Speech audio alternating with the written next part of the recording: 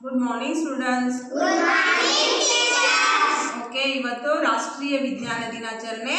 ನಿಮಗೆಲ್ಲರಿಗೂ ವಿಜ್ಞಾನ ದಿನಾಚರಣೆಯ ಶುಭಾಶಯಗಳು. ಇವತ್ತು ನಾನು ಹೊಸದಾದಂಥ ಇನ್ನೊಂದು ಪ್ರಯೋಗನ ನಿಮಗೆ ಮಾಡಿ ತೋರಿಸ್ತೀನಿ. ಆ ಪ್ರಯೋಗ ಏನಪ್ಪ ಅಂತಂದರೆ, ಎತ್ತರದ ಪ್ರದೇಶಗಳಿಗೆ ಹೋದಂತೆ ಮೇಲಕ್ಕೆ ಹೋದಂತೆ ಆಕ್ಸಿಜನ್ನ ಪ್ರಮಾಣ ಕಡಿಮೆ ಆಗ್ತೈತಿ, ಆಮ್ಲಜನಕದ ಪ್ರಮಾಣ ಕಡಿಮೆ ಆಗ್ತೈತಿ ಅನ್ನೋದನ್ನು ನಾನು ಈ ಪ್ರಯೋಗದ ಮೂಲಕ ನಿಮಗೆ ಇವತ್ತು ಮಾಡಿ ತೋರಿಸ್ತೀನಿ. ಈ ಪ್ರಯೋಗಕ್ಕೆ ನಾನು ಇಳಿಕೆ ಕ್ರಮದಲ್ಲಿ 3 ಕ್ಯಾಂಡಲ್ಗಳನ್ನು ತಗೊಂಡಿದ್ದೀನಿ. ಈಗ ಅವುಗಳನ್ನು ನಾನೇನು ಮಾಡ್ತೀನಿ, ಹಚ್ತೀನಿ.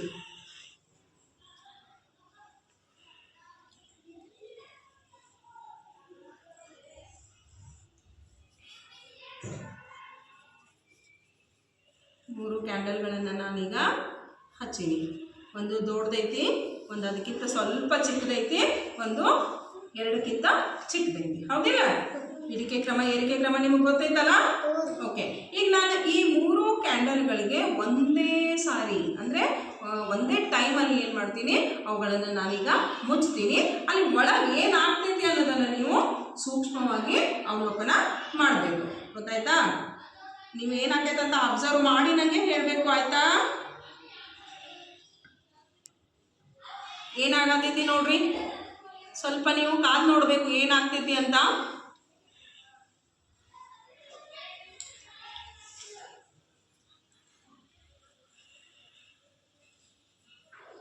ಕಾದು ನೋಡ್ರಿ, ಯಾವುದು ಫಸ್ಟ್ ಆರ್ತೈತಿ, ನೆಕ್ಸ್ಟ್ ಯಾವುದು ಆರ್ತೈತಿ.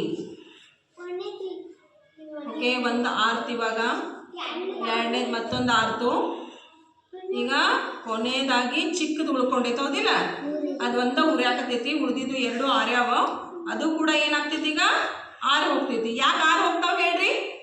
ಏನು ಆಕ್ಸಿಜನ್ ಸಿಗಂಗಿಲ್ಲ ಅಂತ ಮೊನ್ನೆನ ನಿಮಗೆ ನಾನು ಈಗ ಪ್ರಯೋಗದೊಳಗೆ ಹೇಳೀನಿ, ಮಾಡಿ ತೋರಿಸೀನಿ. ಆಮ್ಲಜನಕ ಸಿಗುವುದಿಲ್ಲ, ಅದಕ್ಕಂದಲೇ ಅವು ಆರಿ ಹೋಗ್ತಾವು ನೋಡ್ರಿ. ಈಗ ಅದು ಕೂಡ ಅದು ಕೂಡ ಆರಿ ಹೋಯ್ತು. ನೋಡಿದ್ರಿ ನೀವು? Okay, done. ಈಗ ಫಸ್ಟ್ ಆರಿದ್ ಯಾವ್ದಪ್ಪ? ಎತ್ತರವಾಗಿ ಇರ್ತಕ್ಕಂಥ ಒಂದು ಈ ನೀಲಿ colour candle. Okay okay okay ನೀವು ಸರಿ. ಇದು ಫಸ್ಟ್ ಆರ್ತು. ಅದು ಆರಿದ್ಮೇಲೆ ಇದು ಹೋಯ್ತು, ಇದಾದ್ಮೇಲೆ ಚಿಕ್ಕದು ಹೋಯ್ತು. ಎಲ್ಲಕ್ಕಿಂತ ಜಾಸ್ತಿ ಉಳಿದಿದ್ದು ಯಾವುದು?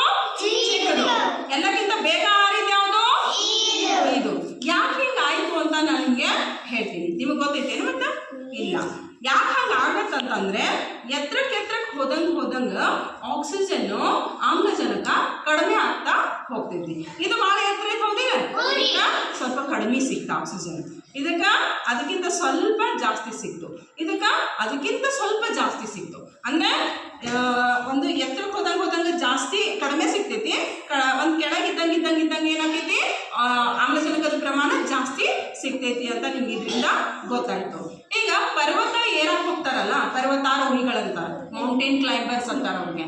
ಅವ್ರು ಏನು ಮಾಡ್ತಾರೆ, ಪರ್ವತ ಏರ್ಲಿಕ್ಕೆ ಹೋದಾಗ ಆಕ್ಸಿಜನ್ ತೊಗೊಂಡು ಹೋಗ್ತಾರೆ. ಅವ್ರು ಬೆನ್ನಿಗೆ ಕಟ್ಕೊಂಡು ಸಿಲಿಂಡರ್ ಒಳಗೆ ಆಕ್ಸಿಜನ್ ತುಂಬಿಕೊಂಡು ಅವ್ರಿಗೆ ಬೆನ್ನಿಗೆ ಕಟ್ಕೊಂಡು ಮೂಗಿಗೆ ಹಾಕೊಂಡು ತೊಗೊಂಡು ಹೋಗ್ತಾರೆ. ಯಾಕಪ್ಪ ಅಂದರೆ ಮೇಲೆ ಹೋದಂಗೆ ಅವ್ರಿಗೆ ಆಕ್ಸಿಜನ್ ಸಿಗಂಗಿಲ್ಲ, ಆಮ್ಲಜನಕ ಸಿಗಂಗಿಲ್ಲ, ಅದಕ್ಕೆ ಅವ್ರು ತೊಗೊಂಡು ಹೋಗಿರ್ತಾರೆ. ಆಮೇಲೆ ಗಗನಯಾನಿಗಳು ಮ್ಯಾಲೆ ಹೋಗ್ತಾರಲ್ಲ, ಚಂದ್ರನ ಕಡೆ, ಬೇರೆ ಬೇರೆ ಗ್ರಹಗಳಿಗೆ ಹೋಗ್ತಾರಲ್ಲ ಮೇಲೆ ಆಕಾಶದಲ್ಲಿ.